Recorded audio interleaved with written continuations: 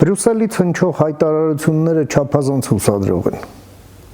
Փաստորեն Եվրոպան հայտարարում է, որ միանում է հայ-ամերիկյան ռազմավարական գործընկերությանը, ըստ էության,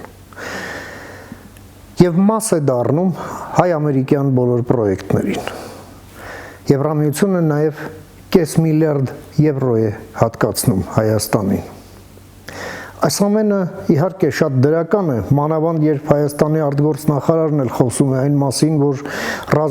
ռազմավարական գործընկերությունը Եվրամիության հետ դա մեր ամբիցիաների վերջը չէ, մենք օրենք ունենք անդամակցության մասին, բայց դրա մասին այսօր չէ,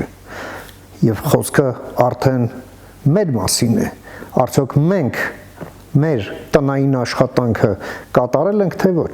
կատարում ենք թե ոչ, պատրաստվում ենք կատարել թե ոչ, մենք վիզաների ազատականացման հետ կապված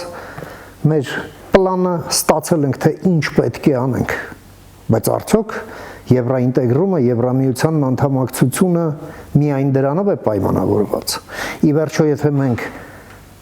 անդամակցում ենք Եվրամիությանը,